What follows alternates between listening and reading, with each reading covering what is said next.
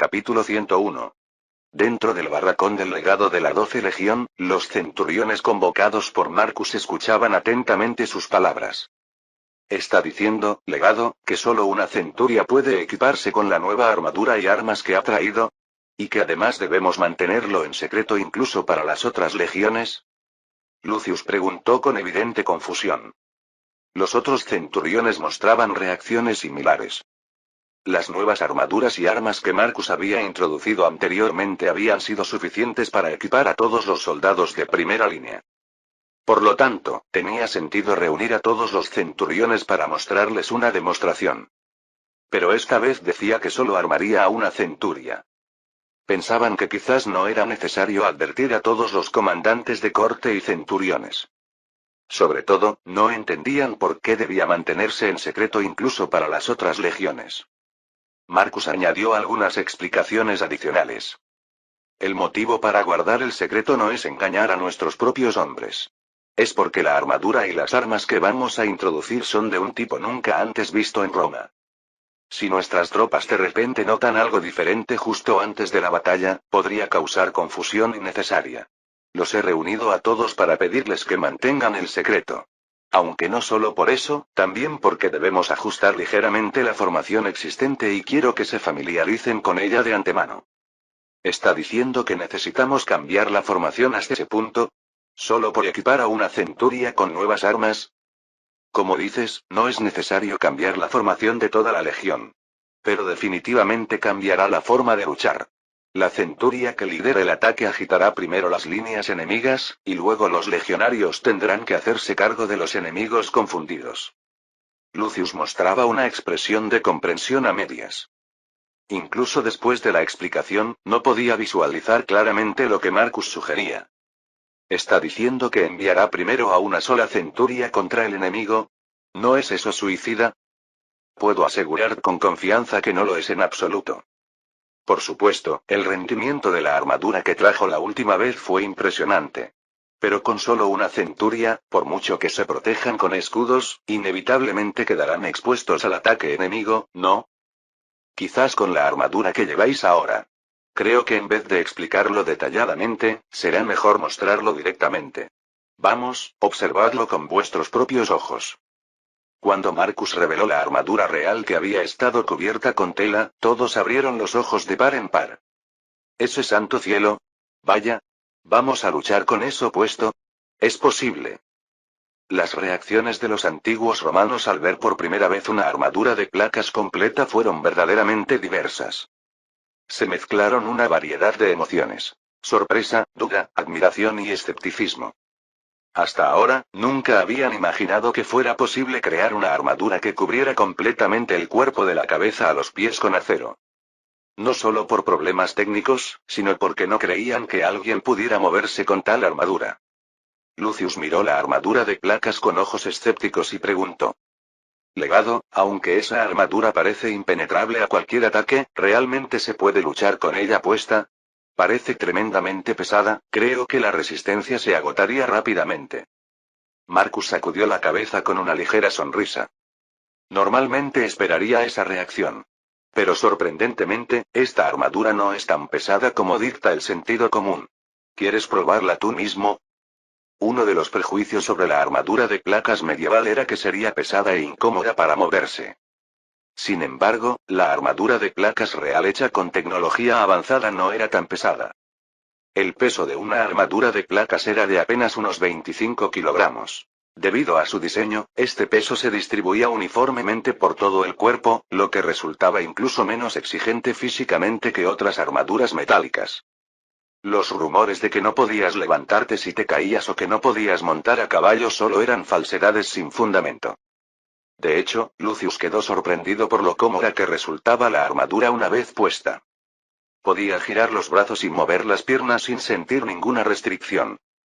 Esto se debía a que cada pieza de la armadura funcionaba como una protección independiente, y las partes de las articulaciones estaban diseñadas para encajar perfectamente y facilitar el movimiento.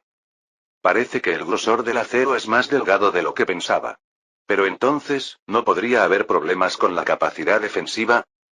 Entonces probemos eso también. Marcus hizo que Lucius se quitara la armadura y pidió que trajeran un arco y flechas. Después de fijar la armadura, pidió a un arquero hábil que disparara. El arquero tensó el arco con fuerza desde una distancia de unos 20 metros. Para un arquero habilidoso, disparar desde 20 metros era prácticamente como hacerlo desde muy cerca. ¡Fiu! Se escuchó el sonido cortante de la flecha. Simultáneamente, con un sonido sordo, fragmentos de madera rota volaron en el aire. A pesar de disparar a quemarropa desde 20 metros, la flecha no solo no dañó la armadura, sino que se rompió y rebotó. ¡Oh! Las exclamaciones de asombro de los centuriones llenaron el barracón. Para penetrar una armadura de placas con un arco, se necesitaría al menos un longbow medieval y disparar miles de flechas. Y aún así, más que penetrar la armadura, solo conseguirían provocar un impacto físico y presión psicológica. Los centuriones expresaron su perplejidad sobre cómo una armadura que no estaba hecha de acero brutalmente grueso podía ser tan resistente. El secreto de la defensa de esta armadura no está en el grosor del acero. Es el ángulo y diseño meticulosamente calculados de la armadura, y sobre todo, el tratamiento térmico lo más importante. Simplemente imitando la forma toscamente, nunca se podría lograr tal capacidad defensiva. Aunque nadie entendió la explicación de Marcus, al menos todos compartían la sensación de que estaban ante algo extraordinario. Lucius, después de probar también la espada larga, comprendió por qué Marcus había dicho que necesitarían cambiar la formación. La armadura de placas por sí sola tenía una capacidad defensiva incomparablemente superior a cualquier protección que el ejército romano hubiera usado antes. Es decir, ya no era necesario llevar un escudo pesado. Por lo tanto, tampoco había necesidad de blandir un arma con una sola mano. Al usar armas largas como la espada larga, el alcance del ataque se ampliaría naturalmente, haciendo imposible mantener la formación compacta tradicional. Naturalmente, era necesario crear una nueva alineación adecuada para esta armadura y armas. Si una centuria equipada con este armamento carga contra el enemigo, me compadezco de quienes los enfrenten. Pero esto no parece algo que se pueda ocultar a nuestros propios soldados. Una vez que comience la batalla, todos notarán la existencia de esta armadura, ¿no? Por supuesto. Por eso no desplegaremos esta centuria equipada con la armadura en la próxima batalla.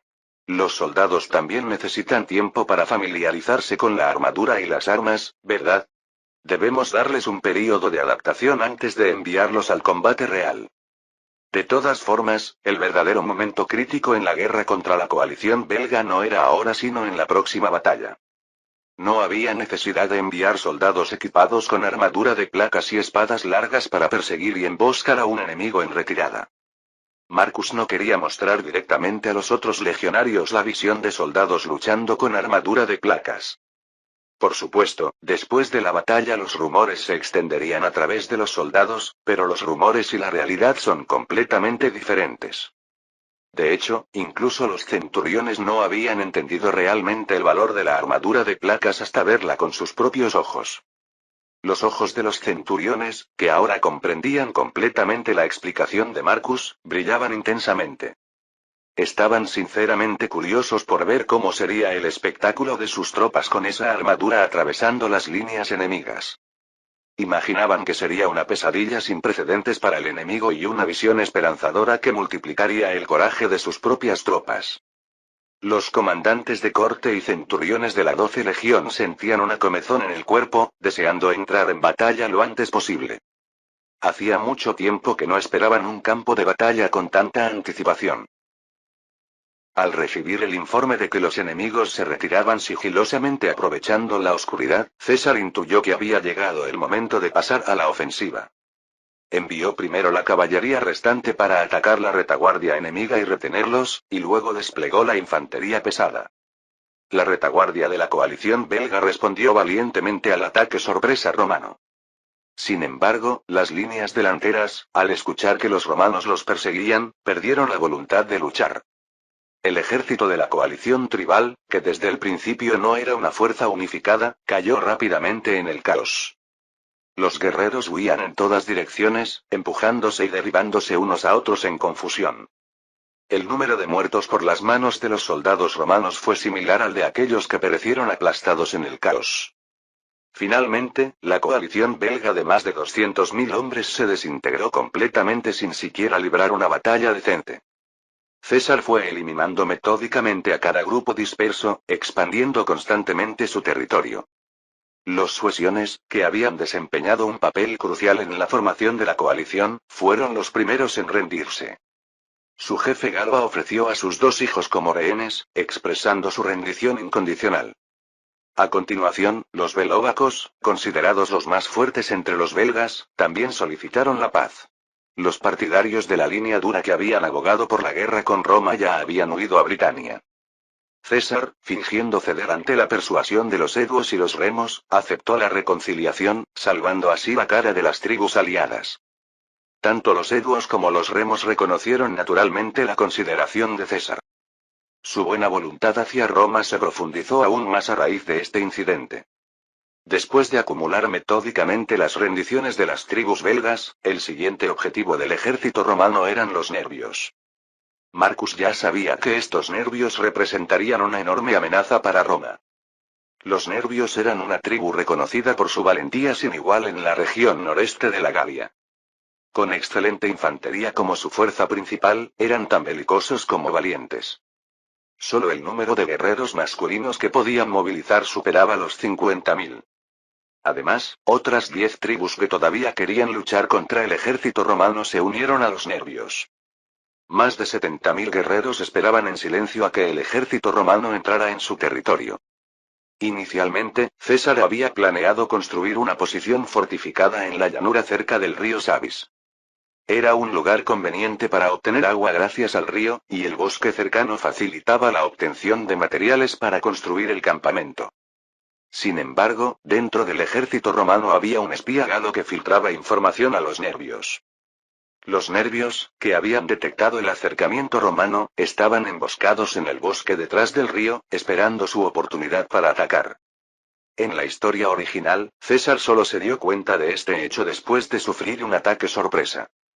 Según la Guerra de las Galías, aunque ganó la batalla gracias a su brillante improvisación y la fuerza de combate romana, las bajas no fueron pocas. Se dice que uno de los legados murió y muchos oficiales perdieron la vida. El hecho de que sufrieron grandes pérdidas por un ataque sorpresa se difundió, creando la percepción entre las tribus galas de que el ejército romano no era completamente invencible. Marcus no tenía intención de permitir que esto se repitiera. Solicitó una audiencia privada con César y elaboró un plan para utilizar al espía en su contra. ¿Así que sugieres que finjamos caer en la trampa del enemigo? Sí. El enemigo no sabe que hemos detectado su emboscada. Debemos aprovechar esto al máximo. ¿Qué tal un ataque preventivo sorpresa? El enemigo está escondido en el bosque, así que incluso si cruzamos el río y atacamos el bosque, simplemente huirán. ¿No sería mejor atraerlos y luego aniquilarlos? César asintió. Ciertamente, si podían aniquilar a los nervios aquí, existía una gran posibilidad de que las tribus belgas restantes también abandonaran su resistencia. Entonces, ¿cómo sugieres que los atraigamos? Comparte tu idea. Sí. Según mi investigación, los nervios utilizarían la aproximación de nuestro convoy de suministros como señal para atacar. Probablemente planean aprovechar cuando nos dispersemos para construir nuestro campamento y el convoy quede expuesto. Han pensado bien. Habríamos sufrido pérdidas considerables si nos hubieran sorprendido sin saberlo. Marcus respondió con una sonrisa. Pero ahora lo sabemos todo. Cierto. Hagamos como dices y finjamos ser peces atrapados en la red. Me pregunto cómo reaccionarán cuando descubran que no han atrapado un pez sino una ballena gigante. César miró a Marcus con ojos satisfechos. Aunque no lo había previsto al venir a la Galia, Marcus se había convertido en un estratega indispensable para César. Lamentaba profundamente tener que enviarlo de regreso a Roma el próximo año. Si hubiera sido mi hijo en lugar de mi yerno, no podría pedir más, nunca pensé que llegaría a envidiar a Craso. César sacudió la cabeza y se levantó. Su principio era que, una vez en el campo de batalla, uno debe moverse rápida y fríamente. Dejando de lado sus sentimientos personales, convocó sin demora una reunión de comandantes y dio sus órdenes. Según lo planeado, el ejército romano se acercó a la orilla del río Sabis como si no hubiera detectado la emboscada de los nervios. Los nervios emboscados, convencidos de que la información del espía galo era cierta, se regocijaron. La afirmación de que la 12 Legión, una fuerza de élite, había retrocedido para asegurar las líneas de suministro también parecía indudable. Un vistazo rápido confirmaba que los estandartes de la 12 Legión no se veían por ninguna parte. El ejército romano primero instaló empalizadas para bloquear la visión de los nervios y fingió construir un campamento. La tarea de asegurar el agua fue asignada a la caballería, que podría huir rápidamente en caso de ataque sorpresa. En realidad, ni siquiera tenían intención de recoger agua. Un número muy pequeño de soldados se acercó al bosque con hachas al hombro, como si fueran a talar árboles, pero estaban preparados para huir. Desde el otro lado del río, parecían completos tontos construyendo un campamento sin sospechar nada. Finalmente, cuando apareció el convoy de suministros romano, los nervios sintieron que había llegado su momento. ¡Bum! Con el sonido de la trompeta de ataque resonando en el cielo despejado, los nervios y sus tribus aliadas emergieron simultáneamente del bosque. ¡Ah! ¡Matad a los romanos! No esperan nuestro ataque sorpresa. Tomemos su posición lo más rápido posible. Los romanos cercanos a la orilla parecieron alarmarse y huyeron a toda velocidad hacia su campamento, gritando. ¡Ah! Enemigos. Los enemigos estaban escondidos. Envalentonadas por la visión de los romanos en pánico, las tribus belgas cargaron tras los romanos en fuga. La imagen de los romanos regresando apresuradamente a sus posiciones, sin siquiera poder empuñar adecuadamente sus armas, era vívida. Solo tenían que saltar esa empalizada para ver los rostros pálidos de los romanos. Ahora, matémoslos todos, ¿eh? Los rostros de los belgas, que habían llegado con ímpetu hasta la posición que los romanos estaban construyendo, se llenaron de consternación. A pesar de que claramente no deberían haber tenido tiempo para armarse ni para reunirse ordenadamente, por alguna razón el ejército romano los esperaba completamente equipado y listo. Los belgas, incapaces de comprender la situación, pronto se dieron cuenta de que habían sido engañados. César apuntó con su espada a los belgas ahora desconcertados y elevó su voz. Son ratas atrapadas en una trampa. Aniquiladlos a todos. El trompetista junto a César envió la señal de ataque. El rugido áspero del ejército romano y el sonido de sus pies golpeando el suelo sacudieron la tierra. El sonido de la trompeta, propagándose por el aire, llegó hasta la 12 Legión donde estaba Marcus. Naturalmente, la afirmación de que asegurarían las líneas de suministro había sido una mentira para engañar al espía. La 12 Legión había dado un amplio rodeo para llegar al flanco del bosque donde los nervios estaban emboscados. Los nervios, que solo vigilaban al cuerpo principal romano, solo notaron la presencia de la 12 Legión cuando ya estaba muy cerca. Al escuchar el sonido de la trompeta indicando que el cuerpo principal pasaba a la ofensiva, la 12 Legión de Marcus avanzó firmemente hacia el flanco de los nervios. Aunque solo eran las fuerzas de una legión, la mayoría de los nervios ya se habían dirigido hacia el frente romano. El número de guerreros que pudieron formar contra la 12 Legión era de apenas unos 15.000. Aún así, superaban holgadamente en más del doble a la 12 Legión. El comandante belga, restándole importancia, apuntó con su hacha al ejército de Marcus y gritó. No dejéis que nos ataquen por el flanco. Son solo unos pocos. Su intención no es lanzar una ofensiva agresiva, sino distraernos. No os alarméis. Aunque habían sido sorprendidos, seguían teniendo una ventaja numérica abrumadora. Los guerreros belgas se acercaron lentamente hacia la 12 Legión, emanando una sed de sangre turbulenta. Después de confirmar el número de enemigos, Marcus sonrió satisfecho. Este número era perfecto para el experimento. A su señal, los soldados que cubrían el frente con escudos se retiraron a un lado, creando un espacio. A través de ese espacio, emergió una centuria equipada con armadura de placas y espadas largas, que había estado oculta en la retaguardia. El centurión que lideraba esta fuerza de élite era, naturalmente, Espartaco. Espartaco se acercó hacia los guerreros belgas con tranquilidad, como si estuviera dando un paseo. La centuria que dirigía lo seguía de la misma manera. Ante la aparición de un enemigo cubierto de acero, los guerreros belgas se quedaron paralizados. Incluso los nervios, que siempre practicaban las artes marciales, no pudieron ocultar su agitación. Sintieron un escalofrío ante la presencia de un enemigo con un equipamiento tan diferente al ejército romano que conocían. ¿Qué es eso? ¿Son realmente romanos? ¿Los romanos usan ese tipo de armadura? No lo sé, pero, ¿esa armadura está hecha completamente de hierro? Ja. Estúpidos romanos. ¿Creen que pueden blandir un arma cargando con tanto hierro? De todos modos, morirán igual si los golpeamos con el hacha 2 veces en lugar de una. Un guerrero nervio que se burlaba lanzó un hacha arrojadiza hacia Espartaco. El hacha, girando perfectamente, voló directamente hacia el cuerpo de Espartaco. ¡Fiu! ¡Clan! Espartaco golpeó el lateral del hacha que se aproximaba con el dorso de su brazo, como si fuera una molestia. El hacha rebotó inútilmente y cayó al suelo. Exclamación de cierre. ¿Qué? La desvió con la mano desnuda. El guerrero que había lanzado el hacha se quedó boquiabierto. Espartaco desenvainó su larga espada y ajustó su postura. SSSSHHH. El suave sonido de la espada al salir de la vaina añadió un aire aún más siniestro a la atmósfera. Nadie podría mantener la calma después de presenciar la escena surrealista de alguien desviando un hacha arrojadiza con la mano desnuda. Los guerreros belgas, que estaban a punto de lanzarse gritando, parpadearon y se miraron unos a otros. Marcus avanzó tranquilamente a caballo hasta el frente de la legión. De su boca salió una voz serena, impensable para alguien a punto de entrar en batalla. Soldados, esto no es una guerra. Es el juicio que el dios Marte impone a los enemigos necios. El ejército romano es el agente que ejecuta el juicio de Marte. Las manos de los soldados romanos que empuñaban sus armas se tensaron, y de sus bocas salía una respiración áspera. Estaban convencidos.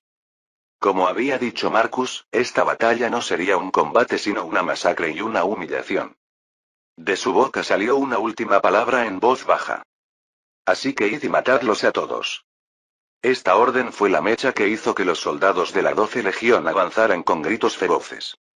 La centuria de Espartaco, que ya había llegado muy cerca de los enemigos, desenvainó sus espadas largas y se lanzó directamente contra las líneas belgas. Capítulo 102. ¡Wow! La centuria de hombres blancos equipados con armaduras de placas era imparable. La confianza de que los enemigos jamás podrían matarlos les dio el coraje para lanzarse contra la multitud de 15.000 personas. Slash. En el momento en que Espartaco derribó a un enemigo de la formación frontal, los demás soldados también atacaron con ferocidad, sin querer quedarse atrás. Una serie de sonidos horripilantes de carne cortada y desgarrada estallaron uno tras otro. La centuria romana de hombres blancos ni siquiera se molestaba en defenderse de las armas que blandían los guerreros belgas. Las lanzas comunes o las pequeñas hachas no suponían ningún problema aunque las recibieran directamente. Un solo golpe de una espada larga con todo su peso convertía a un enemigo en un espíritu errante. Habría tenido la legendaria arma divina Arpe, que según la mitología usó Perseo, un poder semejante. Nadie podía detener al ejército romano. La centuria de hombres blancos liderada por Espartaco avanzaba constantemente, derribando a los guerreros belgas que caían esparciendo sangre de manera unilateral. Soldados, no os separéis y mantened la formación. Espartaco observaba fríamente sus alrededores mientras eliminaba con precisión a un enemigo de un solo golpe a la vez. Por muy buena que fuera la armadura de placas, no eran invencibles. Si uno se quedaba solo rodeado por cientos de enemigos, naturalmente estaría en peligro. Por ello, la centuria romana de hombres blancos tenía mucho cuidado de no quedar rodeados individualmente por el enemigo. Como las espadas largas tenían un amplio rango de ataque, no podían desplegar una formación compacta como el ejército romano tradicional. Por eso existía el riesgo de que alguien pudiera adentrarse demasiado en las líneas enemigas por error. Espartaco no apartó la vista ni un momento para evitar que alguno de sus subordinados cometiera ese error.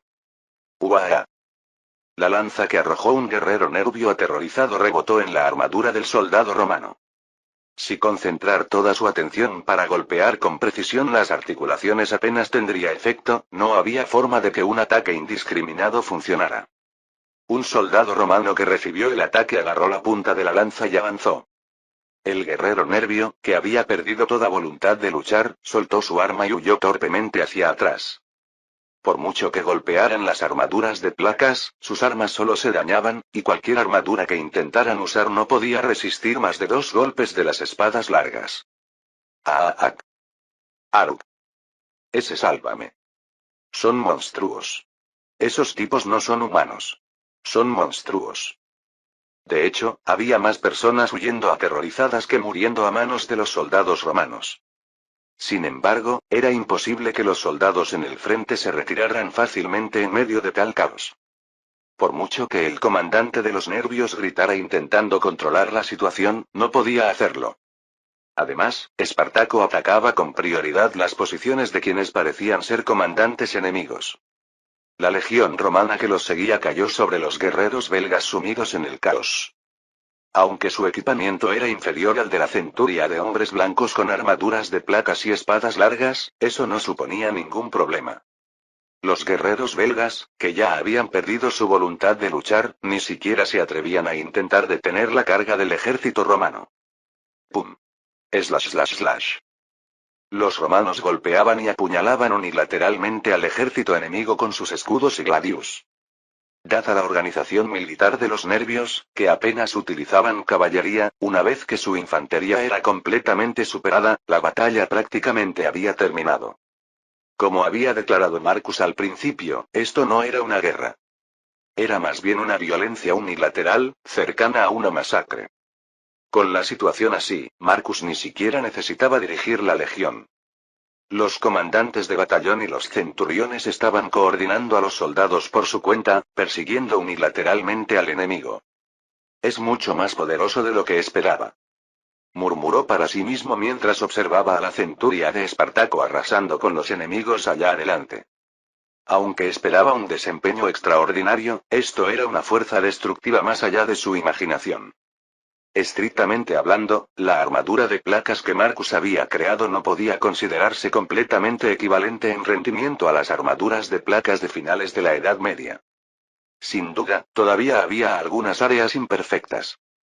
Por mucho que hubiera mejorado la tecnología del hierro, existía una sutil diferencia de experiencia entre los artesanos. Sin embargo, considerando la diferencia técnica relativa con los enemigos, podría considerarse mucho más poderosa que las armaduras de placas medievales. Con el hierro blando de la época antigua, ningún arma podría romper una armadura de placas. Claro, eso no significaba que fueran absolutamente invulnerables a cualquier ataque. Había varias formas de enfrentarse a soldados con armaduras de placas. Lo más efectivo era aplastarlos con un arma de masa abrumadora. Si te golpeaba una catapulta o una balista, ni siquiera la mejor armadura de placas te salvaría de la muerte. En segundo lugar, estaba la opción de golpear con una gran maza para causar impacto interno.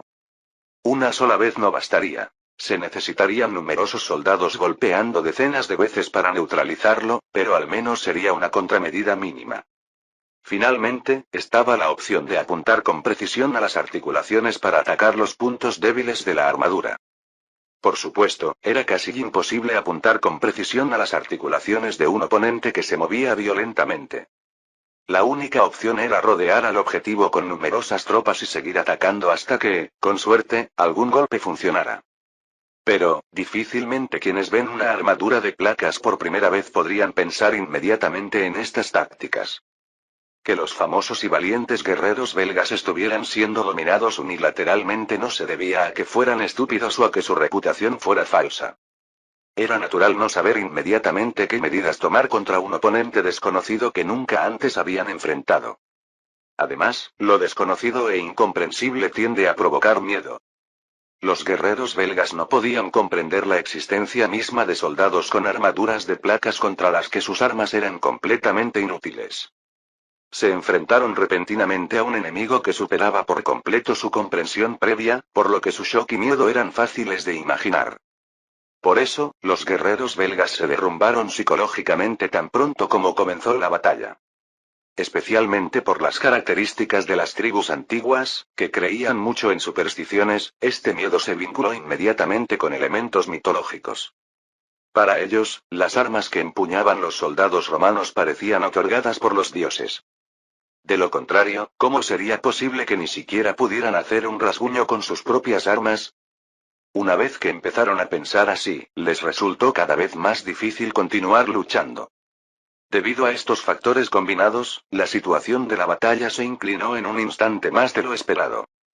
El comandante Nervio, que al principio estaba lleno de vigor, se quedó parado estúpidamente sin siquiera atreverse a liderar a sus guerreros.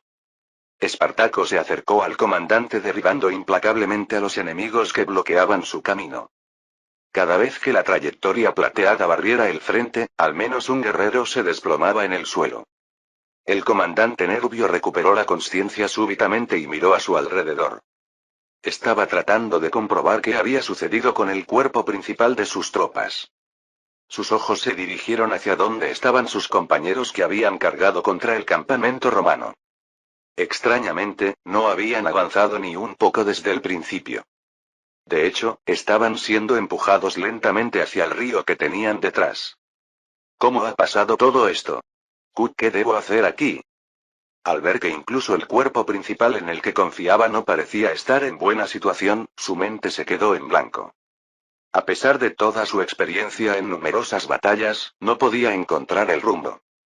Su capacidad de juicio se había paralizado ante el flujo del campo de batalla que desafiaba todo sentido común. Miró alternativamente a la centuria de Espartaco que se acercaba y a sus subordinados que estaban siendo masacrados unilateralmente. La batalla ya había terminado. Los romanos eran seres completamente diferentes a lo que había oído. Eran seres contra los que nunca debían haber luchado, con los que ni siquiera debían haber pensado en enfrentarse. La responsabilidad de haber llevado a sus guerreros a la muerte por un juicio erróneo apretaba su pecho.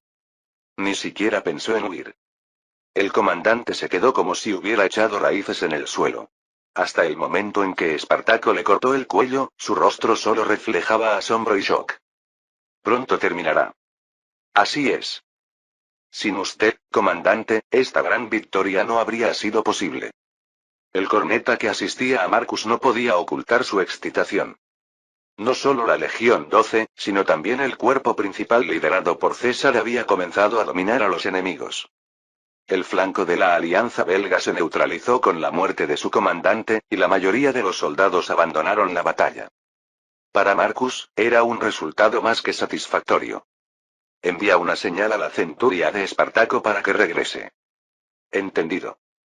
Cuando el corneta envió la señal, Espartaco, que estaba a punto de perseguir a los que huían, se detuvo en seco.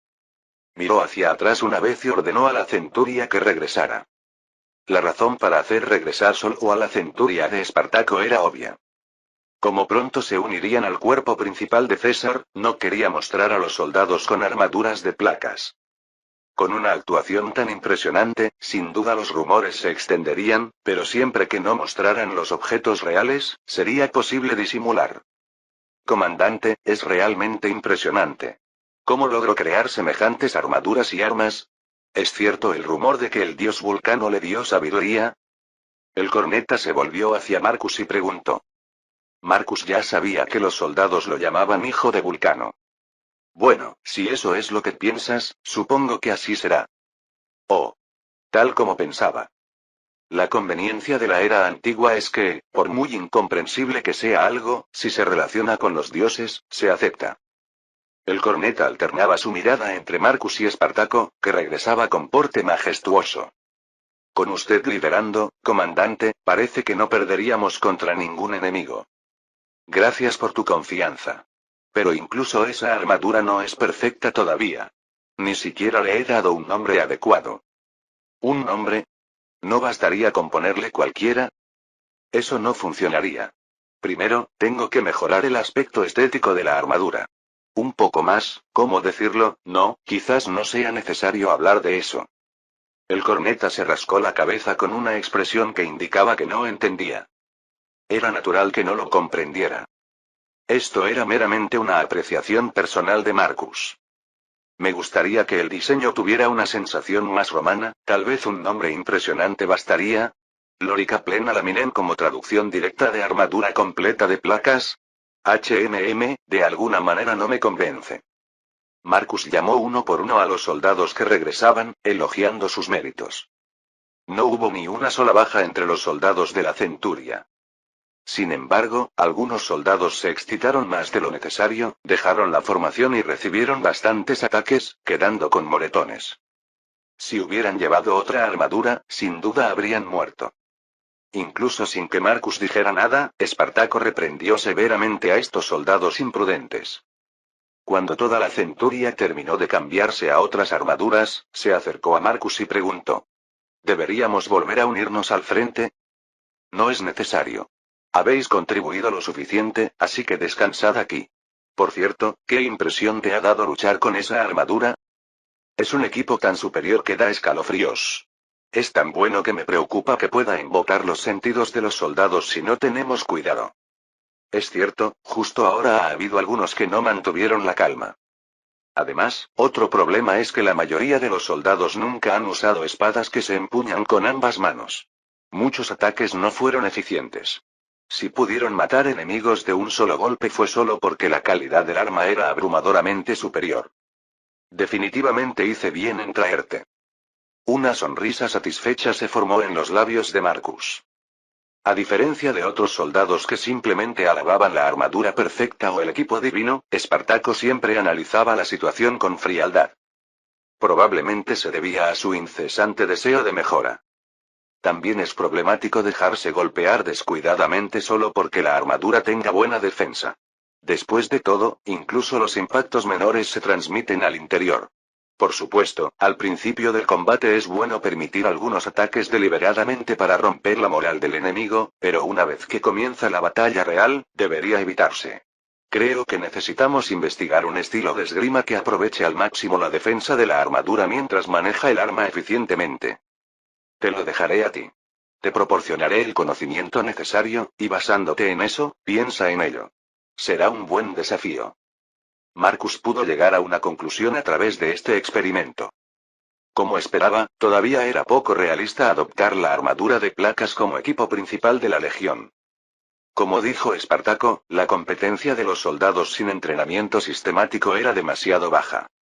Si intentaban aplastar al enemigo solo con la superioridad del equipo, no podrían evitar una disminución cualitativa de los soldados. Eso no era lo que Marcus deseaba. Sobre todo, el coste de producción de una armadura de placas en la época actual era tremendamente caro. Incluso a finales de la Edad Media, la armadura de placas era muy costosa, pero ahora era aún peor. Solo producir 100 conjuntos para el experimento costó una cantidad astronómica. El gasto fue tan grande que ni siquiera cobrando rescate por todos los belgas capturados en esta ocasión sería suficiente. Otro problema era la imposibilidad de producción en masa debido a la necesidad de mantener el secreto. Equipar a soldados sin experiencia con un equipo tan costoso era, desde cualquier punto de vista, un desperdicio de dinero. Como pensaba, la armadura de placas debe darse a una élite reducida con entrenamiento riguroso, y la fuerza principal de la legión debe usar la lórica segmentata. Marcus dirigió su mirada hacia los soldados de la Legión 12 que derrotaban metódicamente al enemigo. Una versión de la armadura de transición que había introducido ya había sido nombrada lórica segmentata. Era demasiado efectiva para ser simplemente una armadura experimental. Aunque la forma de la armadura se parecía a la lórica segmentata de la historia original, su capacidad defensiva era incomparable. También tenía un coste unitario considerable, pero era mínimo en comparación con la armadura de placas. Por mucho que fuera una guerra, no podían ignorar completamente la relación calidad-precio. Sobre todo, ganaba puntos extra por tener un diseño que transmitía una fuerte esencia romana. Mientras Marcus estaba sumido en sus pensamientos, la batalla ya se acercaba a su fin. Los guerreros belgas, con su moral por los suelos, se dispersaron buscando vías de escape. Era un momento que desmentía la creencia general de que los belgas, especialmente los nervios, nunca retrocedían. El sonido de las armas que llenaba las orillas del río Sabis comenzó a desvanecerse. ¡Puuu! Mientras los sonidos de las armas chocando y los gritos de los enemigos disminuían, lo que aumentaba gradualmente era el sonido de la trompeta que señalaba la victoria. Los estandartes, símbolo del ejército romano, ondeaban, y los gritos de la legión llenaban las orillas del río Sabis. ¡Wow, Roma invicta! Gloria de la victoria para el emperador César. Honor al comandante Marcus de la Legión 12. Como las bajas habían sido extremadamente leves, César solo dedicó un día a reorganizar la legión. Después, el ejército romano avanzó implacablemente hacia el noreste, hacia el territorio de los nervios. Los nervios, con unos 5.000 hombres adultos restantes, enviaron emisarios declarando su rendición incondicional. Lo mismo ocurrió con la tribu de los atuacos, que les habían apoyado. Aunque quedaban unos 10.000 guerreros, hacía tiempo que habían perdido toda voluntad de luchar. La batalla contra Roma era una pesadilla que preferían no recordar. Las armas de los belgas no podían penetrar ni siquiera la lorica segmentata, y mucho menos la armadura de placas. Estaban convencidos de que los romanos que manejaban tales armas debían estar bajo la protección de los dioses. De lo contrario, ¿cómo era posible que ni siquiera pudieran hacer un rasguño con sus armas? Una vez que pensaron así, les resultó cada vez más difícil continuar luchando. Luchar contra humanos era una cosa, pero si el oponente era divino, la historia cambiaba. Los nervios y los atuacos decidieron entregar rehenes voluntariamente y someterse a Roma. Cuando se difundió la noticia de la rendición total de los nervios, otras tribus belgas se apresuraron a enviar embajadores. Encabezados por los vénetos, 9 tribus reconocieron la hegemonía de Roma y propusieron enviar a los hijos de sus jefes. Con esto, la región habitada por los belgas pasó completamente a territorio romano. César no lo sabía, pero esto tuvo el efecto de cortar de raíz una importante rebelión que surgiría más tarde en la Galia. Aunque los belgas habían sido derrotados por César, no habían abandonado completamente su ira hacia Roma. Sin embargo, esta vez fue diferente. A pesar de haber ideado una cuidadosa emboscada, el resultado fue desesperanzador. Literalmente no pudieron hacer nada y solo experimentaron una derrota humillante e impotencia. Los guerreros que realmente participaron en la batalla suplicaron con lágrimas ante sus tribus que no lucharan contra Roma. Nadie puede vencer a Roma. No es cuestión de números. Hay algún dios poderoso detrás de ellos. Si luchamos, solo moriremos como perros, simplemente no hay posibilidad de ganar. Estos eran los mismos que antes habían abogado por luchar contra Roma aunque costara sus vidas. Una sola batalla había cambiado su visión del mundo. Esta fue la razón por la que Marcus no persiguió y aniquiló a los soldados que huían. El tiempo que podía pasar en la Galia casi había terminado. Afortunadamente, había logrado tomar medidas para garantizar la seguridad de las regiones conquistadas hasta ahora. La tribu de los ecuanos ya era vasalla de Marcus, y los belgas ni siquiera se atrevían a considerar luchar contra Roma. También había facilitado considerablemente la conquista de la Galia para César, por lo que casi todas las preocupaciones habían desaparecido. Lo que queda es el problema de la afiliación de la Legión 12. Durante los 2 años de guerra, la Legión 12 se había convertido prácticamente en el ejército privado de Marcus. Desde el principio, la Legión se había formado como su ejército privado, y el equipamiento había sido suministrado por él. Dejarlos en la Galia era desconcertante desde cualquier punto de vista.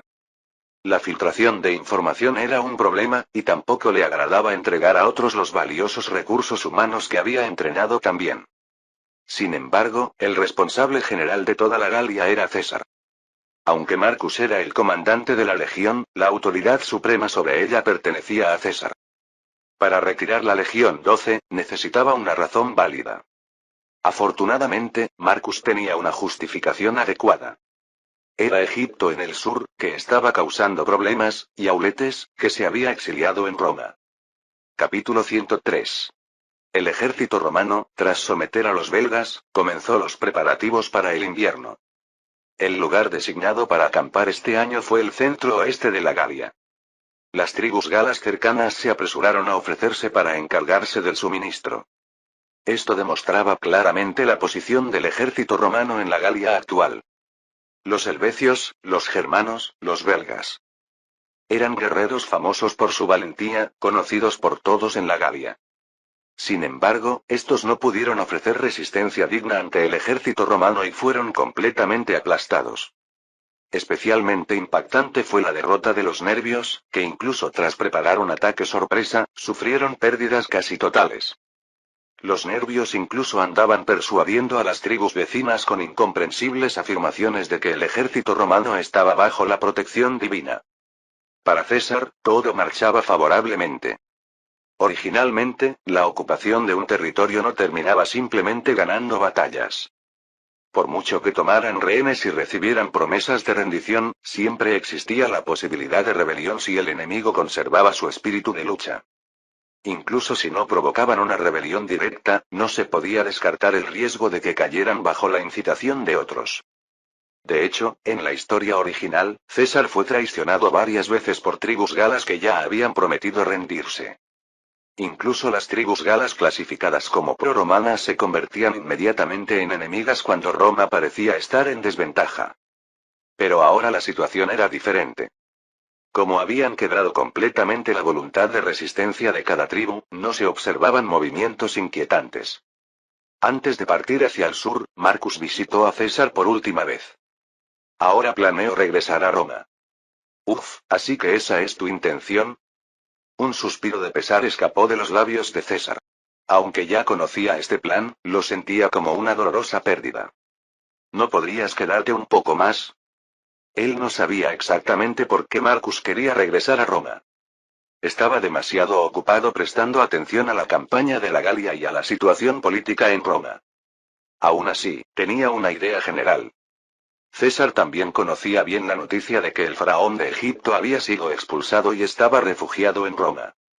Considerando también el problema de Craso, que anhelaba celebrar un triunfo, sería más extraño que Marcus siguiera permaneciendo en la Galia. Los asuntos que debo atender se han acumulado como una montaña mientras estuve ausente de Roma. Si los postergo más, podría volverse problemático. ¿Son problemas que tus subordinados no pueden manejar? Si pudieras quedarte, no sería imposible conquistar completamente no solo la Galia sino también Britania. Incluso sin mí, usted, César, podría someter la Galia aunque quizás no Britania. La determinación de Marcus era firme. La guerra de la Galia era, después de todo, la historia de César. Por mucho que Marcus hubiera contribuido e intervenido, seguía siendo solo un personaje secundario importante.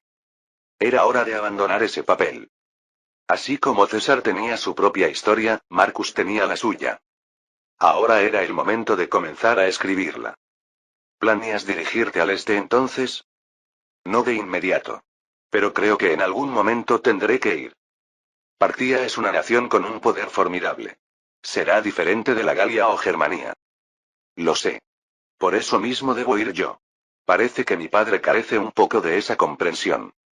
Cuando surgió el tema de Craso, César asintió como si no hubiera otra opción.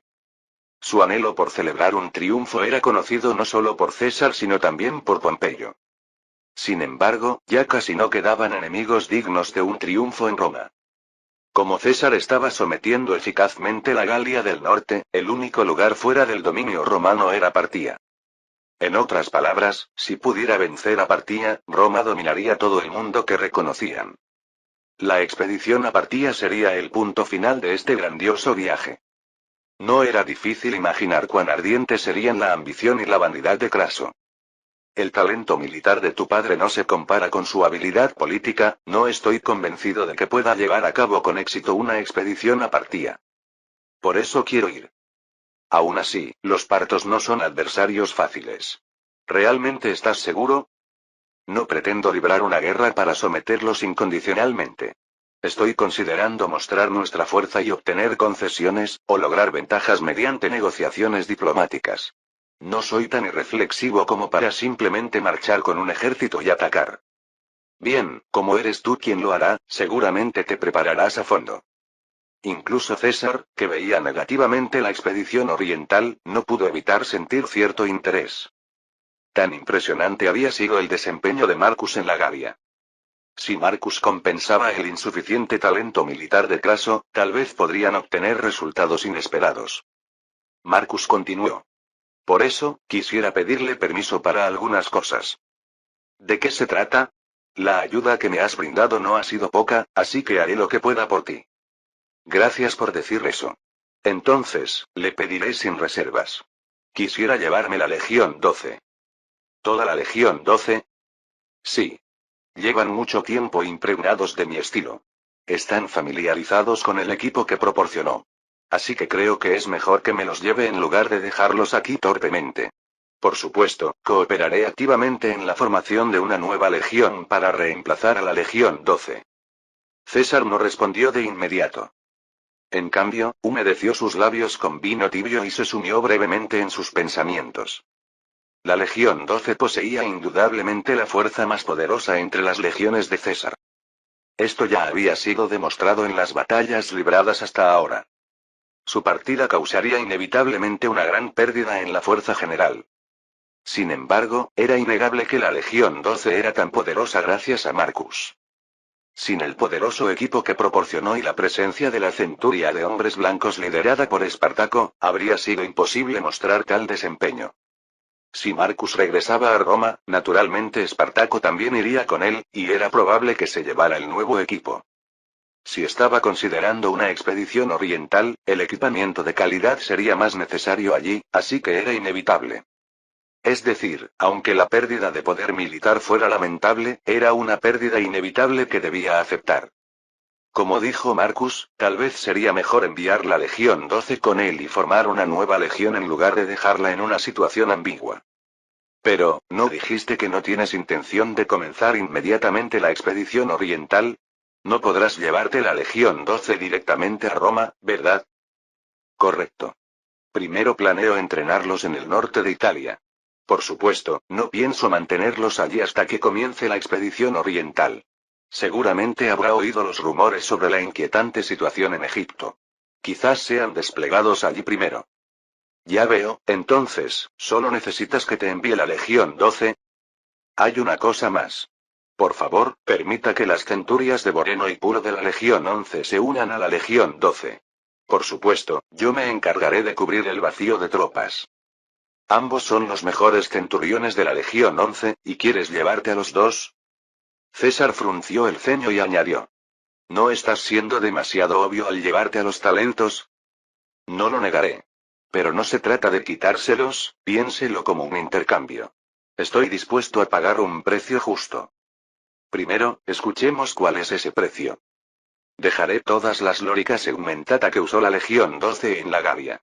Por supuesto, cobraré por las armaduras. Aún así, ¿no cree que esto sería una compensación más que suficiente? La boca de César se quedó ligeramente abierta. Era una condición mucho más radical de lo esperado. De hecho, secretamente había querido pedirle a Marcus un suministro de armaduras, aunque fuera en pequeña cantidad.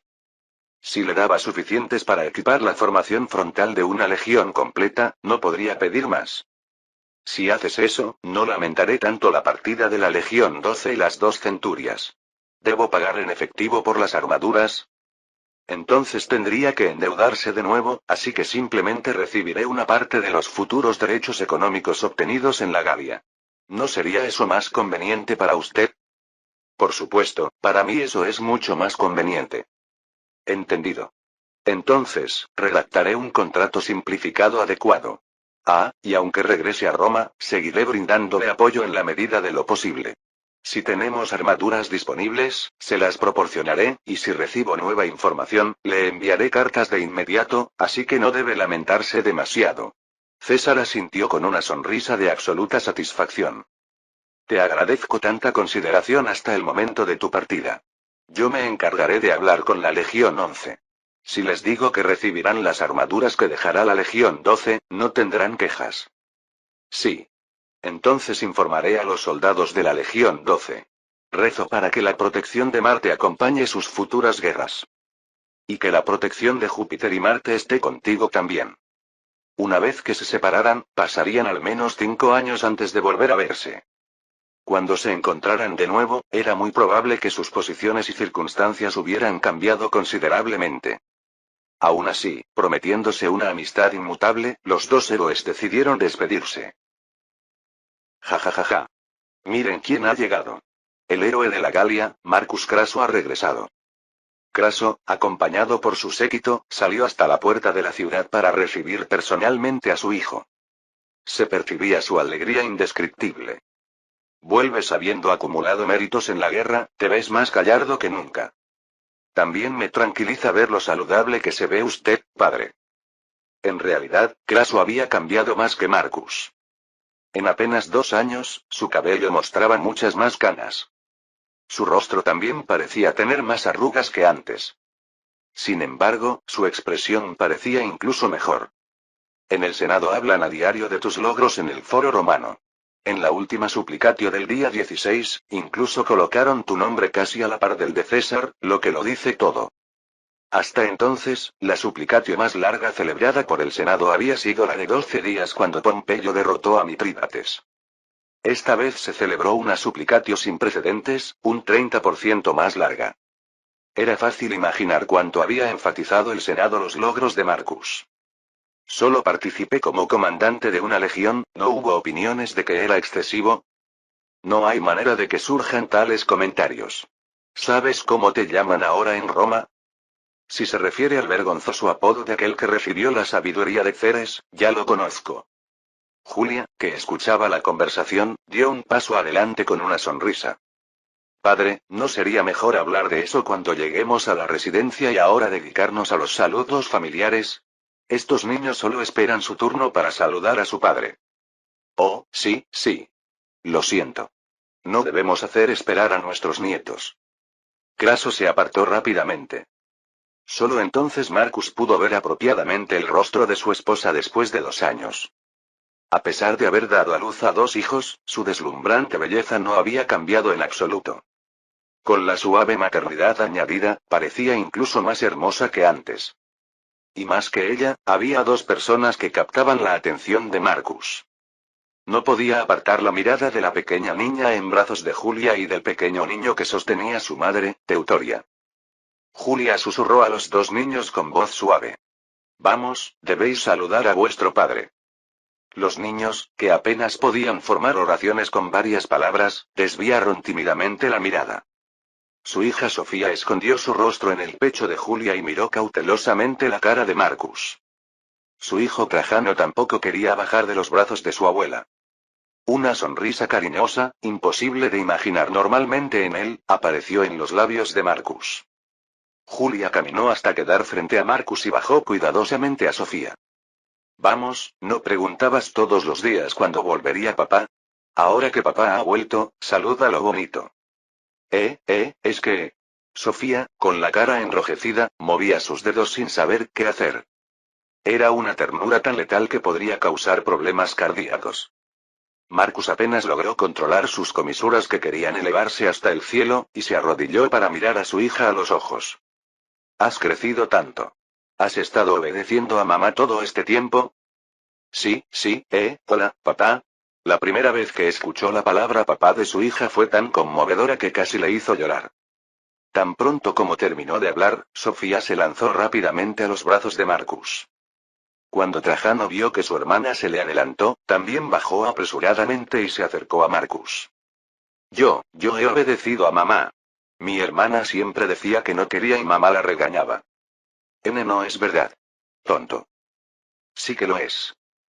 Marcus sonrió levemente mientras abrazaba a los 2 niños, uno en cada brazo, y le dijo a Julia. Debes haber tenido dificultades. Otros han tenido más dificultades. Danae también ha sido de gran ayuda. Especialmente Trajano, juega muy bien con ella. ¿En serio? Danae, que estaba detrás de Julia, saludó con una radiante sonrisa. Marcus también sonrió y asintió en respuesta. Luego compartió la alegría del reencuentro con Selene, quien mantenía un romance con Espartaco, y con Septimus, quien esperaba su oportunidad. De camino a casa, Julia y Danae se pegaron a los lados de Marcus, conversando. Los temas cambiaban constantemente, desde trivialidades personales hasta experiencias de crianza, y los asuntos que recientemente eran tema de conversación en Roma. Entre ellos estaba lo que Craso había mencionado antes. Julia preguntó con una sonrisa peculiar. Por cierto, antes el padre dijo, ¿sabes cómo te llaman ahora en Roma? Ya te dije que lo sé. Es ese título relacionado con la diosa Ceres. Eso es como te llaman los campesinos. Los ciudadanos de Roma te llaman de otra manera. ¿Así? ¿Cómo? Los resultados de los proyectos que realizaste como edil están empezando a ser visibles. La mejora de los baños públicos, el uso del excremento humano como abono, lavarse las manos con jabón antes de comer, y muchas otras mejoras higiénicas tienen a toda Roma entusiasmada. El Senado también está promoviendo esto activamente. Dana intervino para añadir. He estado organizando cuidadosamente las estadísticas para que pueda verlas de un vistazo. Buen trabajo. Pero, ¿exactamente qué nivel de resultados se han logrado? Si se han recopilado estadísticas, debería ser posible verificar con cifras. Sí. Sorprendentemente, la tasa de aparición de enfermedades en las zonas que investigué se ha reducido a menos de una décima parte. Al principio no podía creerlo, pero todas las demás zonas mostraban resultados similares. No era simplemente que la gente enfermará un poco menos. La tasa de enfermedad había caído por debajo del 10%, lo que sin duda se notaba. Los romanos ahora podían comprender claramente la importancia de mantener las manos siempre limpias. Las personas que solían sufrir dolores de estómago por comer con manos mal lavadas ahora alababan a Marcus como un salvador. Al usar baños públicos que siempre se mantenían limpios, también disminuyeron las quejas por enfermedades de la piel. Naturalmente, el número de personas que morían por enfermedades también había disminuido incomparablemente respecto al pasado. Julia susurró juguetonamente al oído de Marcus. Los ciudadanos te asocian con Tetis, la diosa del agua clara. El apóstol de Tetis, Marcus, ¿cómo suena? Vaya, un apodo excesivo. Ya estaba recibiendo alabanzas de los campesinos como bendecido por Ceres, y admiración de los soldados como receptor de la sabiduría de Vulcano. A esto se añadía ahora otro título, el apóstol de Tetis. A este paso, no sé si al final mi nombre llevará prefijos de todos los dioses. Quizás si tenía éxito en la expedición oriental, también ganaría un título relacionado con Marte, el dios de la guerra. No había buscado activamente coleccionar nombres de dioses, así que era una sensación extraña. Mientras subían la colina palatina, la voz de Craso interrumpió los pensamientos de Marcus. Olvidé mencionarlo en mi carta, pero actualmente hay un invitado alojado en el anexo de la residencia. Insistió en hablar contigo tan pronto como llegaras. No necesitaba oír más para adivinar quién era. Ptolomeo 12 Auletes está alojado en el anexo. Debe ser un poco estrecho para un faraón, pero parece que lo está soportando bien. ¿Qué otra opción tiene? Si se fuera de aquí, su situación sería aún más miserable. Pero, ¿estás bien hablando con él tan pronto como lleguemos a la residencia? Si necesitas más tiempo, puedo inventar una excusa y posponerlo hasta mañana o pasado. No, está bien. De hecho, regresé temprano para ocuparme a ese asunto. Marcus se encogió de hombros con aparente tranquilidad, como si diera la bienvenida a la situación. Para una expedición, el suministro estable de provisiones era esencial. Aunque la producción de trigo en Asia Menor era considerable, gran parte de ella debía enviarse a Roma. Para asegurar provisiones suficientes para mantener sin problemas a un ejército de decenas de miles durante más de 5 años, era necesario diversificar las fuentes de alimentos. La región clave para este plan era precisamente Egipto.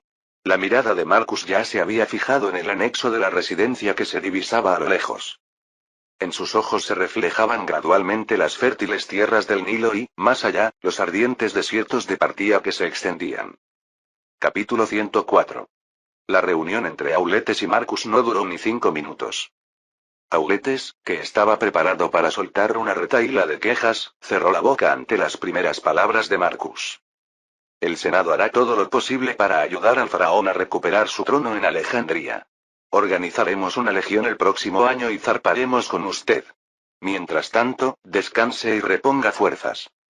¿Dices que marcharás el próximo año? Sí. Este será su último invierno en Roma. Si hay algo que le incomode, por favor háganoslo saber en cualquier momento. Lo haré. Al escuchar desde el principio lo que más deseaba oír, no tenía nada más que discutir o decir. Tras calmar a Auletes de un solo golpe, Marcus descansó en casa por primera vez en mucho tiempo. Por supuesto, descansar no significaba no hacer absolutamente nada. Todavía quedaban algunos asuntos pendientes y, sobre todo, debía pasar tiempo jugando con sus adorables hijos, a quienes amaba más que a nada. Un problema era que los dos niños tenían áreas de actividad completamente diferentes. Su hijo Trajano era activo, mientras que su hija Sofía prefería juegos tranquilos. Por eso, en lugar de jugar con ambos niños a la vez, solía pasar tiempo con cada uno por separado. Trajano casi todos los días venía con su espada de juguete e insistía en jugar a los soldados. Ya no quedaba nada de su inicial timidez. Yo, Espartaco. Papá, guerrero galo. No había otra forma de describir lo adorable que era verlo blandir su espada de juguete mientras hablaba con palabras sueltas en su voz infantil. Vaya, mi pequeño gladiador. ¿Dónde escuchaste el nombre de Espartaco? Danae me contó. Espartaco, el mejor gladiador. ¿Ah, sí? ¿Y sabes que el señor que vino conmigo es Espartaco? ¿Eh? ¿El señor grande? Trajano inclinó la cabeza a un lado con los ojos muy abiertos. ¿Qué? ¿No lo sabías? Ese señor es Espartaco. Entonces hoy quiero jugar a los gladiadores con él. Marcus miró con ternura la espalda de su hijo, que se alejaba caminando con pasos torpes mientras sonreía inocentemente. Justo cuando Marcus, tras despedir a Trajano, se disponía a escribir una carta para Septimus, apareció una pequeña figura asomándose tímidamente al despacho. Ante esa adorable imagen, la expresión de Marcus se derritió por completo. Forzando desesperadamente a sus comisuras a volver a su posición original, habló con la voz más amable que pudo. Puedes entrar. La velocidad con la que corrió hacia él reveló cuánto había esperado la niña a este momento. Sofía, te he dicho que no corras. Se escuchó la voz cariñosa de Julia, que entró siguiendo a la niña. Sofía se acercó sin reducir su velocidad en absoluto y se lanzó contra las piernas de Marcus como si fuera a caerse. Marcus la levantó con ambas manos y la ayudó a acomodarse en su regazo mientras intentaba trepar por sus rodillas. La alta temperatura corporal típica de los niños le daba una sensación de calidez que le llegaba hasta el corazón. Su hija Sofía disfrutaba sentándose en su regazo mientras él trabajaba, compartiendo tiempo juntos. A veces incluso se quedaba dormida usando las rodillas de Marcus como almohada. Cada vez que eso sucedía, una indescriptible satisfacción llenaba su pecho. ¿A qué has venido hoy? Quiero estar con papá hasta la hora de la cena. Wow, papá está muy emocionado. ¿Y si seguimos juntos incluso después de cenar? ¿No dijo que aún no había terminado su trabajo? Julia negó con la cabeza como diciendo que no tenía remedio. Sofía miró a Marcus con ojos enfurruñados. ¿No puede papá trabajar mientras está con Sofía? Por supuesto que sí. De hecho, el trabajo termina mucho más rápido. ¿Por qué dice cosas innecesarias? Complacerla en todo no es bueno para su desarrollo emocional. ¿Qué dices? Está escrito que el afecto es la mejor educación. Ay, no tiene remedio. Ignorando el suspiro de Julia, Marcus frotó suavemente su mejilla contra la de la niña. Sofía rió alegremente, diciendo que le hacía cosquillas. El próximo año tendremos que irnos a Egipto de nuevo. Por eso quiero pasar el máximo tiempo posible con los niños ahora. ¿Ya se ha fijado un calendario concreto? No. Lo único decidido hasta ahora es que partiremos el próximo año. Pero pronto Pompeyo y el Senado comenzarán a ajustar el calendario. Sofía, que observaba la expresión seria de Marcus, ladeó la cabeza y preguntó. Papá, ¿vas a irte a otro sitio? Sí, esta vez tengo que ir al sur, a un lugar llamado Egipto. ¿Por qué no envías a otra persona? La cara abatida de su hija, paradójicamente, le pareció a Marcus la más adorable del mundo. Antes de recibir el aviso de que la cena estaba lista, abrazó fuertemente a Sofía y besó sus mejillas varias veces. Julia observó con mirada afectuosa la escena entre padre e hija. Por muy complicada que fuera la situación que tenía delante, cuando estaba con los niños, su corazón se sentía increíblemente tranquilo. Marcus se prometió firmemente darles el futuro más feliz posible a estos niños. El Senado decidió adoptar la opinión de Craso de marchar hacia Egipto. Era justo acatar su decisión, ya que prácticamente le habían forzado a tomar esta difícil elección. Además, ahora la carga de levantar un ejército era mucho menor que antes. Marcus recibía regularmente información a través del Banco de Alejandría recientemente inaugurado. Esta información se transmitía al Senado a través de Craso. Berenice estaba erosionando en tiempo real el apoyo popular de los habitantes de Alejandría con sus sucesivos desaciertos. Despreciaba a los campesinos, maltrataba a los esclavos y solo se preocupaba de satisfacer su vanidad. No tenía ningún interés en el bienestar de la población o en la administración del país. Gracias a esto, en menos de 2 años, los bandidos proliferaban por todas partes y la seguridad pública era un desastre. Sin embargo, en el Palacio de Alejandría se celebraban espléndidos banquetes día tras día. Berenice, mostrando el colmo del derroche, siempre se adornaba con todo tipo de joyas. No solo los habitantes de Alejandría, sino incluso las clases privilegiadas estaban hartos de ella. Los notables de Alejandría inicialmente habían querido colocar a un faraón títere para satisfacer sus intereses personales. Sin embargo, Berenice disfrutaba del lujo y el placer más activamente que nadie. También tenía un extraño orgullo que le impedía siquiera fingir que escuchaba a los nobles. Incluso los nobles corruptos estaban preocupados de que, si las cosas seguían así, Egipto podría desintegrarse en menos de 10 años. Finalmente, algunos nobles moderados llegaron a enviar secretamente cartas a Roma. En resumen, decían que Berenice no tenía solución y que esperaban el regreso de Auletes. Al enterarse de esto, Pompeyo actuó antes que el Senado. Anunció oficialmente su candidatura a cónsul para el próximo año, declarando que él mismo comandaría la legión. Con la candidatura de Pompeyo, el Senado se alarmó. Si Pompeyo se presentaba a las elecciones, el resultado ya estaba prácticamente decidido. El partido aristocrático propuso a Craso que se presentara como cónsul para mantener el equilibrio. Craso también aceptó de buen grado. Naturalmente, ambos fueron elegidos cónsules con un número abrumador de votos. Ahora el problema era qué provincias se asignarían a cada uno y quién comandaría las tropas enviadas a Egipto. Pompeyo, que ansiaba honor, proclamó en voz alta que él era el adecuado para esta importante tarea. Los habitantes de Alejandría son muy orgullosos. Se sabe que tienden a someterse más a la autoridad que a la fuerza.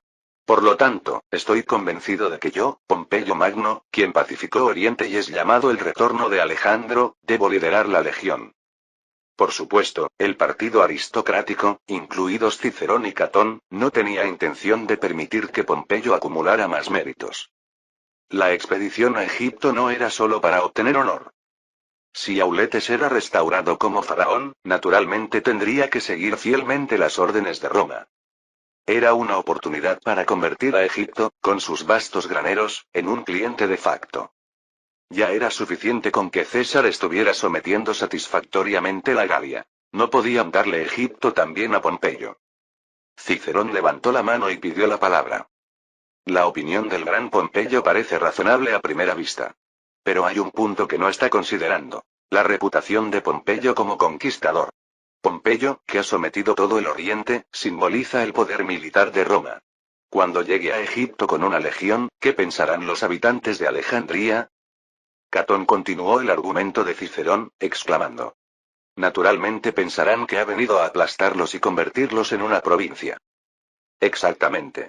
Aunque los habitantes de Alejandría estén hartos de Berenice, eso no significa que deseen convertirse en una provincia romana. Quieren que se les garantice su autonomía. Pero Pompeyo derribó el reino de Judea y anexionó la dinastía seleucida. Su mera presencia podría hacer que los ciudadanos egipcios se sientan amenazados. Cicerón, ¿no es eso una exageración? ¿Sentirán amenaza? ¿Y se opondrán a Roma? ¿No crees más bien que ante la amenaza de convertirse en provincia se someterían aún más? Pompeyo respondió con el rostro rígido. Esta vez no tenía intención de ceder ante nadie. Ya había dejado claro este punto a Marcus de antemano. Estaba muy estimulado por el brillante desempeño de César y Marcus en la Galia. Contrariamente a las preocupaciones del Senado, no estaba interesado en convertir a Egipto en cliente. Esas complejas estrategias políticas no encajaban con su temperamento. Pompeyo simplemente quería realzar una vez más su reputación, que últimamente se estaba desvaneciendo. Quería grabar en la mente de los ciudadanos romanos que el mejor general de Roma seguía siendo Pompeyo. Este sentimiento se fortaleció especialmente cuando se decidió su próxima provincia como cónsul. Craso, gracias a su fuerte insistencia, había obtenido la promesa de ser comandante general de las provincias orientales. La autoridad que se le concedió era igual a la de César. Recibiría el mando absoluto para supervisar las 3 provincias de Asia Menor y comandar hasta 10 legiones si fuera necesario. Su mandato se fijó excepcionalmente en 5 años. Esto fue en respuesta a la extensión del mandato de César como gobernador de la Galia hasta finales del año 50 AC, que Pompeyo había conseguido movilizando a los tribunos. Pompeyo argumentó que él también debería recibir una autoridad equivalente a la de Craso o César por cuestión de equidad. El Senado no encontró razones para concedérselo a Craso y negárselo a Pompeyo. Así, el próximo destino de Pompeyo se fijó en las dos provincias de Hispania. Sin embargo, Hispania era una región donde ya se habían completado todas las conquistas y no había justificación para operaciones militares. Al oeste se extendía el interminable Océano Atlántico, y al norte y este estaba la Galia, territorio de César. Si iba hacia el sur, solo encontraría el norte de África, que ya era provincia romana. Pompeyo no tenía absolutamente ningún medio para ganar prestigio. Por eso era natural que considerara que la expedición a Egipto debía ser dirigida por él. El Senado tampoco podía ignorar completamente las súplicas de Pompeyo. De hecho, la opinión pública de los ciudadanos romanos apoyaba a Pompeyo. Aunque Craso también tenía considerable prestigio, en asuntos militares no podía compararse con Pompeyo. Marcus podría haberlo hecho, pero aún no tenía derecho a recibir el imperium. El Senado decidió reflexionar más y tomar una decisión en la próxima reunión. Tras la sesión, el partido aristocrático, reunido y sumido en profundas deliberaciones, tuvo una idea ingeniosa. Fue gracias a que Marcus les insinuó que lo que Pompeyo quería no era poder real sino honor. En la reunión celebrada días después, Cicerón, que pidió la palabra primero, habló con confianza en voz alta. Entiendo bien por qué el gran Pompeyo se preocupa tanto por Egipto. Aunque la producción de alimentos de Roma ha aumentado recientemente, no puede compararse con Egipto, bendecido por el Nilo. Mantener la estabilidad de Egipto es sin duda el camino seguro para garantizar la seguridad alimentaria de Roma. Pompeyo sin duda ha reconocido esta importante misión, ¿no es así? Pompeyo asintió complacido ante este comentario que sutilmente lo elogiaba.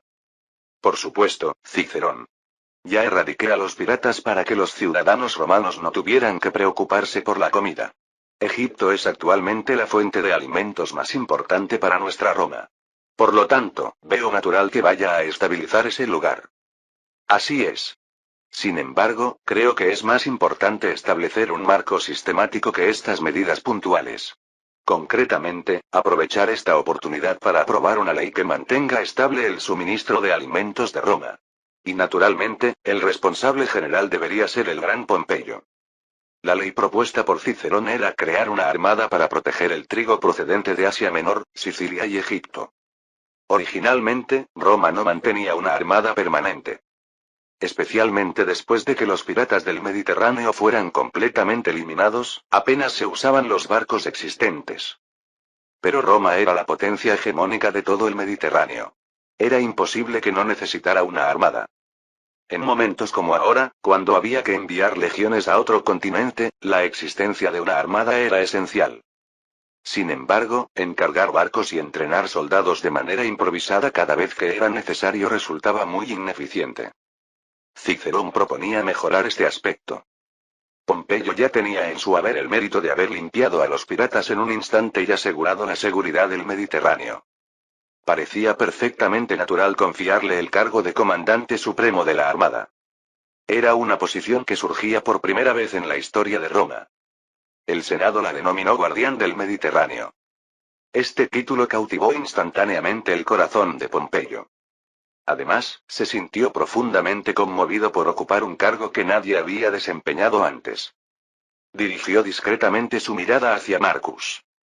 Era una mirada que preguntaba si estaba bien aceptar esto según lo planeado, sin afectar la armonía del triunvirato. Marcus respondió con un caluroso aplauso.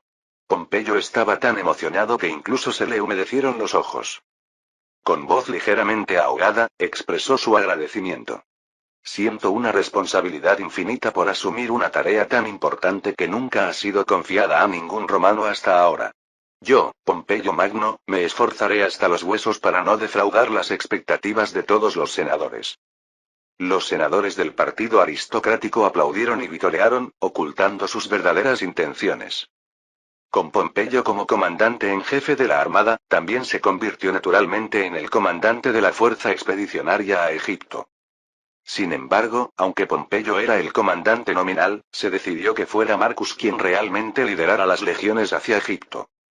Pompeyo no mostró ninguna insatisfacción con esta decisión.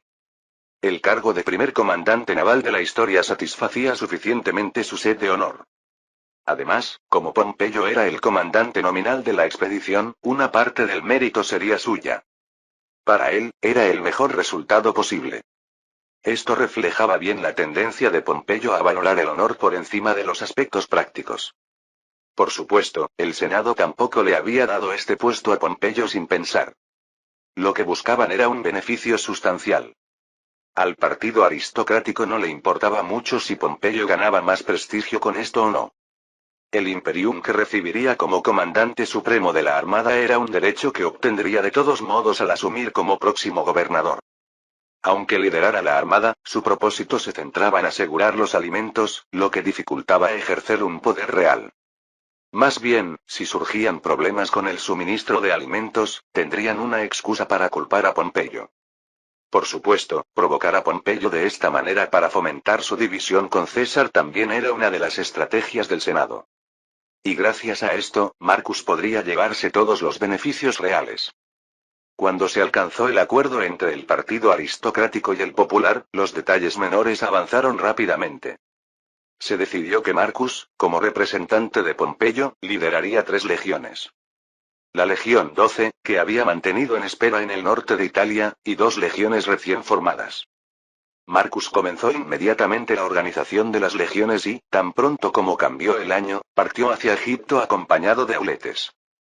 Fue un movimiento rápido que nadie había anticipado.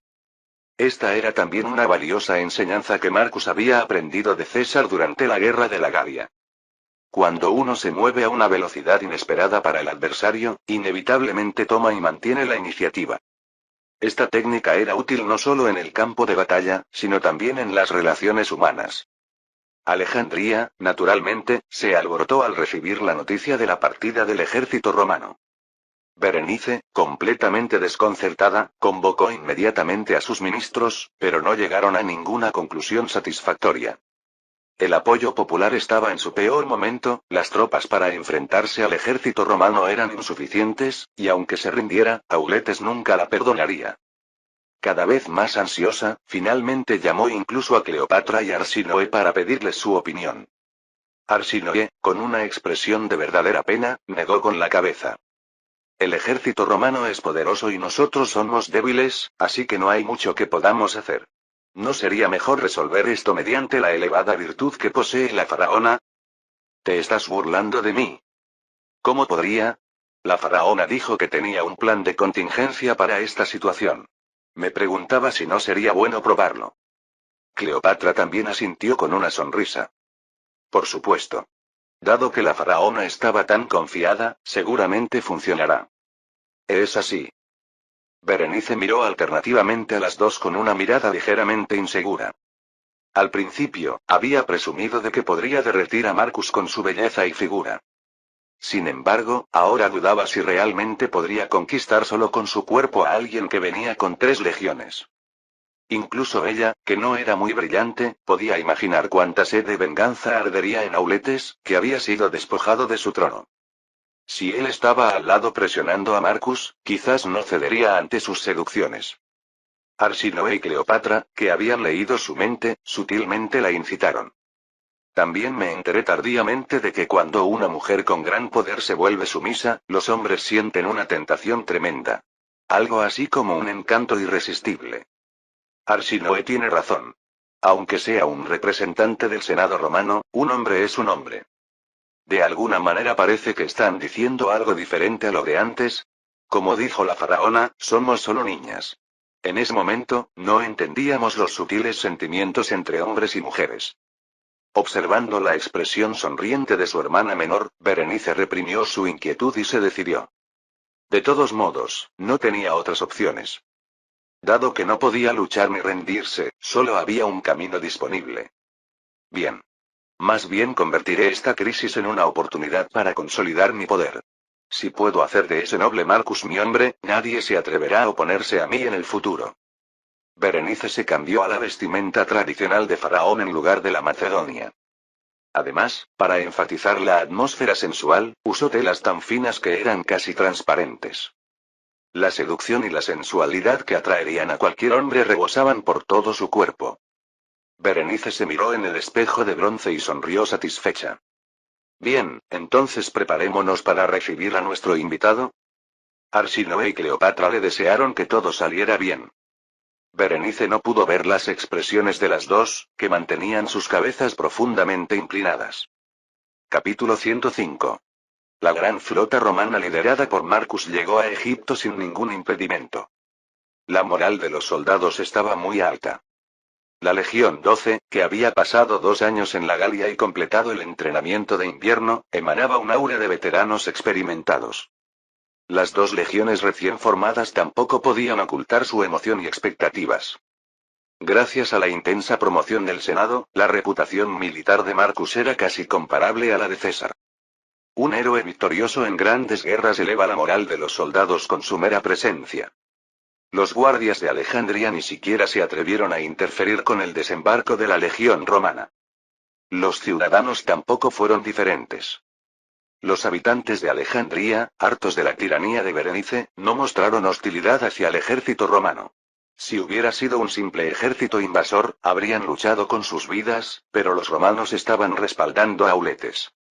Los ciudadanos de Alejandría recibieron de buena gana al rey anterior que ellos mismos habían expulsado. Auletes, pisando el puerto de Alejandría por primera vez, respiró profundamente con una expresión emocionada. No sabía que el aire de mi tierra natal podía ser tan refrescante.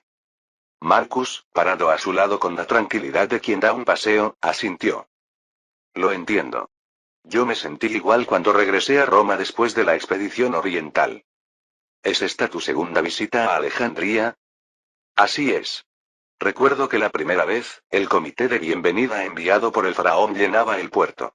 Pero ahora... Marcus miró rápidamente el puerto y sonrió levemente. No hay nadie. Parece que Alejandría no da la bienvenida a la visita de Roma. ¿Habrán olvidado cómo recibir a invitados durante mi breve ausencia? O quizás aún estén deliberando. El palacio de Alejandría es fuerte. Si se atrincheran, podrían resistir unas semanas. Aunque Berenice sea tonta, los ministros que la siguen no son tan estúpidos. No obedecerían ciegamente una orden de luchar en una batalla sin posibilidades. Auletes continuó, mirando fijamente el palacio que se veía a lo lejos. Si están deliberando, es porque no han podido pensar en un medio efectivo para seducirte. Bueno, en realidad, puedo ver claramente lo que esa niña está pensando. Como solo tiene su apariencia bendecida por los dioses, intentará usarla para manipularte. ¿Es tan hermosa? Aunque no sea para presumir, todas mis hijas poseen una belleza destacable en Alejandría. Aunque ya no quiera reconocer a Berenice como mi hija, debo admitir que cualquier hombre se sentiría atraído. Por supuesto, creo que tú no te tambalearás. Después de todo, tienes una esposa y sirvientas tan hermosas. Marcus asintió levemente. Acostumbrado a estar siempre acompañado por Julia y Danae, Marcus había desarrollado una considerable resistencia a las bellezas. Estaba seguro de que no cedería ante los encantos de ninguna mujer hermosa. Observó a las legiones formadas detrás de él. Estaban listos para avanzar inmediatamente hacia el palacio si se daba la orden. Por ahora, enviemos un mensajero y esperemos un día. Si no hay respuesta mañana, concluiré que Egipto está ignorando la visita de Roma. Ah, y Faraón, si envían un emisario, yo seré el representante para las negociaciones. Por favor, comprenda esto. Confiaré en ti. Auletes no tenía más opción que seguir las palabras de Marcus. Por eso, no podía deshacerse completamente de su inquietud interior. Si Marcus cediera a la seducción de Berenice, la vida de Auletes terminaría ese mismo día. Honestamente, quería decir que no hubiera negociaciones y comenzaran el ataque de inmediato. Sin embargo, mostrar demasiada ansiedad también dañaría su dignidad como faraón. Marcus, para calmar a Auletes que no ocultaba del todo su descontento, ordenó a los soldados que lo trataran con el máximo respeto. El ejército romano estableció un campamento en las afueras de la vasta Alejandría y esperó la respuesta de la otra parte. El palacio de Alejandría estaba en conmoción. Aunque se habían preparado, la noticia de que la legión romana estaba acampada justo frente a ellos era abrumadora. Berenice se mordía los labios mientras entrelazaba sus dedos. Un sirviente arrodillado frente a ella informaba detalladamente el mensaje del ejército romano. Informo que el comandante que lidera el ejército romano es Marco Licinio Craso. Es la misma persona que el representante del Senado que visitó Alejandría anteriormente. Las 3 legiones que lidera ya están completamente armadas. Viendo que están ensamblando armas de asedio, parece que tienen intención de derribar este palacio si es necesario. Dicen que si no respondemos hasta mañana, actuarán según su propio juicio. La sala se llenó de asombro y confusión. Aparte de Berenice, no había nadie en la sala que desconociera verdaderamente el poder del ejército romano. Si incluso ella sentía presión, ¿cómo debían sentirse los demás ministros? Sus corazones latían aceleradamente ante la idea de que no una, sino 3 legiones apuntaban sus espadas hacia ellos. Uno de los eunucos que servía a Berenice negó con la cabeza. ¿Así que Roma finalmente ha tomado partido por Auletes? Todos podían imaginar aproximadamente cuán profunda sería la ira de Auletes, expulsado del trono. Si fuera restaurado, la mayoría de los altos funcionarios presentes estarían condenados. Especialmente Berenice. Definitivamente no sobreviviría. Ya irritada, ella gritó agudamente. ¿Qué importa si Roma toma partido o no? Yo soy la faraona de Egipto. ¿Va, Marcus? Él también es un hombre, ¿qué podría hacer? Ya tengo un plan, solo necesito ejecutarlo. Ante su arrogante reprimenda, los ministros inclinaron sus cabezas. Ellos también tenían que apoyar a Berenice para salvar sus propias vidas. Los ministros que habían liderado la rebelión no mencionaron la rendición. Era demasiado obvio que serían decapitados. Quienes estaban en posiciones imperdonables expresaron sus opiniones uno tras otro. Primero debemos apaciguar al ejército romano. Deberíamos haber colocado personas para recibirlos en el puerto. ¿Qué hizo el responsable? Llegaron mucho más rápido de lo esperado y no tuvimos tiempo de responder. De todos modos, como piden una respuesta para mañana, enviemos una delegación. Berenice asintió y miró al ministro que había traído el mensaje romano. Dile al ejército romano que enviaré una delegación formal para invitarlos al palacio de Alejandría. Abriremos las puertas mañana mismo, y que ese Marcus entre al palacio para reunirse conmigo. ¿No estarán conformes con eso? Sin embargo, el ministro vaciló en lugar de salir a transmitir el mensaje de Berenice.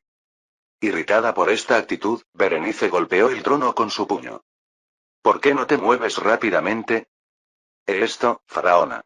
Ese Marcus, que lidera el ejército romano, probablemente no vendrá al palacio. ¿Qué? ¿Por qué no? En la carta estaba escrito que usted debía abrir las puertas y dirigirse personalmente a su campamento. De lo contrario, entenderían que no hay intención de negociar. Este romano arrogante. ¿Se atreve a ordenar a una faraona que vaya y venga según su antojo? En los países orientales, que un rey visite el campamento del adversario es casi equivalente a expresar su intención de rendirse completamente. Para Berenice, llena de orgullo como faraona de Egipto, era una humillación inaceptable. Cleopatra, que no había dicho una palabra durante la reunión, jugó con su cabello y habló por primera vez. Roma está deliberadamente desafiando el orgullo de la faraona. Si insistimos hasta el final, ¿no reforzarán su decisión de que el rey anterior es más fácil de manejar que la faraona actual? Berenice, oyendo el consejo de Cleopatra, recobró la compostura. Como dijo su hermana, era momento de dejar de lado el orgullo temporalmente. Después de todo, inclinarse momentáneamente no significa hacerlo para siempre. Bien. Entonces, al amanecer, iré personalmente al campamento romano. Haré que elijan a mí en lugar de ese viejo rey. ¿Debería ir con usted? Aunque fuera al campamento enemigo, la faraona de Egipto no podía ir sin séquito. Como hermanas de la faraona, tenían el rango adecuado para ser parte de su cortejo. Berenice, tras mirar fijamente el rostro de Cleopatra, finalmente negó con la cabeza. No. Tú y Arsinoe permaneceréis en el palacio hasta mi regreso. Cuando me reúna con el ejército romano, llevaré a los eunucos conmigo. Entendido. Berenice sabía bien que Cleopatra era mucho más inteligente que ella. No quería darle a su hermana, cuyos pensamientos no podía adivinar, ninguna oportunidad de causar problemas. Mientras Berenice conversaba con los eunucos, Cleopatra y Arsinoe salieron de la sala de audiencias. Tan pronto como Berenice desapareció de la vista, Arsinoe dejó escapar una burla. Nuestra querida faraona sigue haciendo esfuerzos inútiles. Por cierto, ¿por qué ofreciste acompañarla al campamento romano? Solo quería confirmar algo. Aunque sabía que sería rechazada. ¿Qué querías confirmar? Cuán profunda es la ira de nuestro padre y cómo piensa manejarla Marcus. Quería asegurarme para estar tranquila. Seguramente, cuando nuestro padre vuelva a sentarse en el trono, un viento de purga a gran escala soplará en Alejandría. Necesitamos anticipar hasta dónde llegará ese impacto para prepararnos, ¿no crees? Arsinoe frunció su bello rostro y ladeó la cabeza. Seguramente no seremos purgadas también. ¿Acaso padre mataría a todas sus hijas? Aún quedaría nuestro hermano pequeño, que aún no sabe nada. La línea de sucesión no se cortaría. No olvides que, al menos formalmente, apoyamos el gobierno de Berenice. Aunque he dejado suficientes pruebas de que fuimos obligadas, si padre pierde la razón por la ira, la posibilidad de que cause un baño de sangre no es baja. Pero seguramente, incluso si padre hiciera eso, Marcus no permitiría que tú o yo fuéramos ejecutadas. Incluso respondió amablemente a la carta que le envié antes. Yo también pienso así, pero no está de más ser precavida. Y pensé que si observaba las negociaciones junto a Berenice, podría entender mejor el carácter de Marcus, pero esa oportunidad ya se ha perdido, así que debemos prepararnos de otra manera. Tú también deberías reunir rápidamente pruebas de que seguiste las órdenes de Berenice bajo coacción. Si no quieres que te corten la cabeza como cómplice de una traidora. Aunque Arsinoe no creía que eso sucediera, se fue rápidamente para organizar documentos según el consejo de Cleopatra. Cleopatra, ahora sola, se dirigió a la ventana y miró atentamente en dirección al campamento romano. Incluso la realeza egipcia, que se proclamaba descendiente de los dioses, no era más que un pequeño bote frente a la enorme ola que era Roma. Si intentaban enfrentarse directamente en lugar de adaptarse a la corriente, solo se hundirían al ser golpeados por las olas. Pero ella no tenía intención de vivir simplemente siguiendo la corriente para sobrevivir. De alguna manera, haría suya la corriente y reinaría sobre esta tierra como una verdadera faraona. Aunque ahora fuera solo un sueño, algún día lo convertiría en realidad. La llama de la ambición que no logró reprimir por completo ardió intensamente en sus ojos. Pronto, sacudiendo su cabeza, volvió a su expresión inocente habitual y se dirigió hacia sus aposentos. Al recibir el mensaje de Berenice, Marcus comenzó a organizar a sus legiones para prepararse para recibirla. Sentado en el centro de las 3 legiones ordenadamente alineadas, emanaba una presencia similar a la de un gobernante alta tierra. Cuando se acercó la hora acordada, las puertas del palacio se abrieron y apareció la procesión del faraón. Los rostros de los asistentes se endurecieron ante la impresionante presencia de las legiones romanas alineadas de manera imponente. A medida que se acercaban, Marcus pudo ver el rostro ligeramente tenso de Berenice IV. Como había dicho Auletes, era una mujer extremadamente hermosa a simple vista.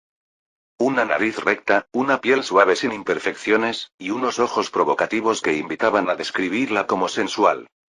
Incluso los soldados rigurosamente entrenados miraban furtivamente el rostro de la reina.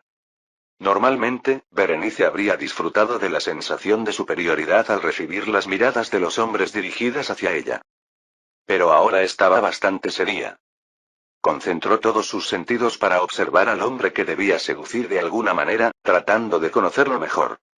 Su apariencia masculina y bien parecida con rasgos marcados fue lo primero que llamó su atención.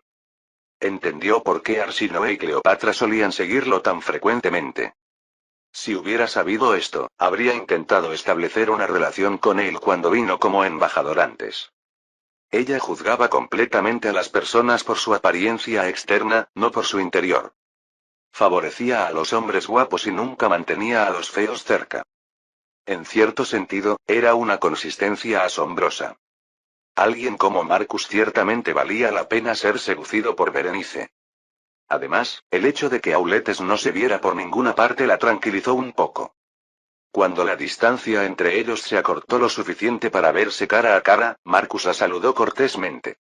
Es un gran honor que haya venido hasta aquí. Era una voz más suave y amigable de lo esperado. Con su mente más aliviada, Berenice sonrió levemente. Quizás debido al maquillaje de ojos egipcio, parecía estar coqueteando. También me alegra conocer al joven héroe romano de gran renombre. Espero que este encuentro conduzca a resultados beneficiosos. Estoy seguro de que lograremos el mejor resultado para ambos. Entremos. Ante el gesto de Marcus, Berenice entró con confianza en la tienda del comandante. Dejó a la mayoría de sus guardias fuera de la tienda y solo llevó consigo a 2 eunucos.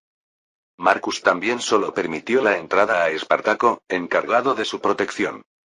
Cuando la cantidad de miradas dirigidas hacia ella disminuyó drásticamente, Berenice se quitó provocativamente el lino que la envolvía. Esto reveló completamente su figura, cubierta solo por telas tan finas que se transparentaba la piel. Espartaco tosió y giró bruscamente la cabeza. Marcus no apartó la mirada. En cambio, miró fijamente el cuerpo de Berenice con una extraña sonrisa. Berenice no podía dejar de notar esa mirada. Se sentó cruzando elegantemente las piernas y acarició suavemente la fina tela con sus dedos. El clima en Alejandría es caluroso. Por eso, en lugares con poca gente, preferimos la vestimenta más ligera posible. Lo entiendo. De hecho, yo también sentía algo de calor. Gracias. Los hombres romanos son comprensivos. Jaja, entre ellos, yo soy especialmente considerado. Para cualquiera era evidente que estaba diciendo halagos vacíos para ganarse el favor de la mujer. Especialmente se notaba su mirada que, aunque pretendía disimular, escrutaba cada rincón de su cuerpo. Berenice internamente celebraba y se burlaba de sus hermanas que estaban en el palacio. ¿Qué? ¿Que no es alguien que caiga fácilmente ante una mujer? Eso será con ustedes, pequeñajas. Los hombres son tan fáciles. Con un poco de insinuación, enseguida caen. Berenice le lanzó abiertamente una insinuación. Al inclinarse ligeramente hacia adelante, su escote se acentuó aún más. Los hombres simples reaccionan inmediatamente a esto. Tal como esperaba, Marcus seguía mirando furtivamente hacia el pecho de Berenice. Convencida de que ya tenía el control, preguntó con un tono seductor. ¿Qué tipo de acuerdo desea establecer conmigo, señor Marcus? En primer lugar, Roma ha acordado garantizar la autoridad real del faraón anterior. Sin embargo, él considera que su legítima autoridad real ha sido violada por una rebelión en Alejandría. Por lo tanto, nuestro Senado ha decidido investigar la verdad de este asunto y mediar. No sé qué mentiras habrá usado el rey anterior para engañar al Senado, pero esta fue una sucesión legítima al trono. Los ciudadanos y ministros de Alejandría estaban todos desencantados con la política incompetente del rey anterior. Por eso me tocó el turno a mí, la heredera legítima. Ya veo. Marcus asintió con una sonrisa inocente. Al mismo tiempo, añadió con un tono ligeramente preocupado. Aún así, habiendo venido con 3 legiones, no puedo simplemente regresar sin más. Si garantizo su posición como reina, ¿qué beneficio podría obtener? Si hiciera eso, le expresaría mi gratitud con todo mi cuerpo y alma. Por cierto, todavía no tengo esposo. En la historia original, Berenice IV se había casado con príncipes de reinos caídos para absorber su autoridad. Pero ahora la situación era diferente. Berenice soñaba con un plan más ambicioso. Tenía la intención de seducir a Marcus y concebir a su hijo. El hijo de alguien destinado a convertirse en el hombre más poderoso de Roma sin duda tendría un estatus tremendo. Estaba convencida de que podría influir significativamente no solo en Egipto sino también en Roma. Marcus, aparentando admiración, aplaudió ligeramente y preguntó. ¿Entonces la faraona está diciendo que se casaría conmigo? Aunque ya tengo una esposa en Roma. ¿Es eso un problema? Un hombre heroico no debería preocuparse por tener 1 o 2 esposas. Y está tomando como suya a nadie menos que la faraona. Seguramente entiende el valor que eso tiene, sin necesidad de explicarlo. Una faraona, ciertamente, es una posición muy respetada. No es solo eso. Yo, Berenice, soy la encarnación de Amon-Ra y la reencarnación de Isis. Puedes tener a una diosa viviente. Y el hijo que nazca entre nosotros se situará en la cúspide de todo Egipto y Roma. Era una fantasía tan absurda que no sabía ni por dónde empezar a corregirla. Marcus mantuvo su amable sonrisa mientras llegaba a una conclusión. Esta mujer es tonta. Hasta ahora había calificado de tontas a las personas de pensamiento corto, pero ella le hacía pensar que tal vez no debería usar esa expresión tan libremente. Carecía de sentido de la realidad, era incapaz de evaluar objetivamente su propia posición e incluso desconocía las costumbres del país con el que intentaba negociar. Aunque se decía que los egipcios eran un pueblo orgulloso, los romanos no se quedaban atrás. Básicamente, los ciudadanos romanos no criticaban a un hombre casado por divertirse con mujeres que no fueran ciudadanas romanas. No era porque la cultura fuera abierta. Era porque no consideraban a los no ciudadanos romanos como iguales a los ciudadanos romanos. Por eso, nadie decía nada solo por tener relaciones. Por supuesto, en el caso de los ciudadanos comunes, se casaban con mujeres extranjeras y no era problema tener hijos con ellas. Incluso se fomentaba como parte de la asimilación provincial. Pero un hombre que ya tiene una esposa ciudadana romana y engaña con una mujer extranjera hasta casarse con ella, debería estar preparado para ser socialmente enterrado al instante. Si fuera un funcionario público, no podría evitar ser denunciado junto con críticas por haber disminuido el prestigio de Roma. ¿Acaso Berenice desconocía incluso estos hechos simples? Marcus no lo creía así. Probablemente lo sabía como conocimiento. Sin embargo, ella pensaba que ella, como faraona, era cientos de veces superior a un ciudadano romano. Por lo tanto, tomarla como esposa no era una vergüenza sino un honor para un romano. Lo creía sinceramente y estaba convencida de que todos estarían de acuerdo. Como nunca antes un romano se había casado con una faraona, era libre de pensar lo que quisiera. Por supuesto, Marcus, que sabía lo que ocurriría en realidad, no tenía la menor intención de hacerlo. Marcus observaba con sentimientos complejos a Berenice, quien creía que él había caído completamente y explicaba su plan detalladamente. Al principio había planeado dejarla vivir, ya que podría tener algún valor incluso si fuera expulsada del trono de Faraón. Pero escuchándola hablar, tuvo la fuerte sensación de que ni siquiera valía la pena. Sin embargo, un pensamiento cruzó su mente. Tal vez una tonta tan refrescante podría tener alguna utilidad. Berenice, sin saber nada, bebió vino con los ojos ligeramente cerrados, embriagada por un futuro color de rosa. En ese breve momento, un destello recorrió los ojos de Marcus. Tomar o desechar. Una encrucijada de elección se presentaba ante él. Cuando Berenice abrió los ojos, Marcus volvió a mostrar su suave sonrisa como si nada hubiera pasado. Ella susurró secretamente, bajando seductoramente sus párpados. ¿Y si despedimos a todos para poder hablar con más libertad? Fin del capítulo 25.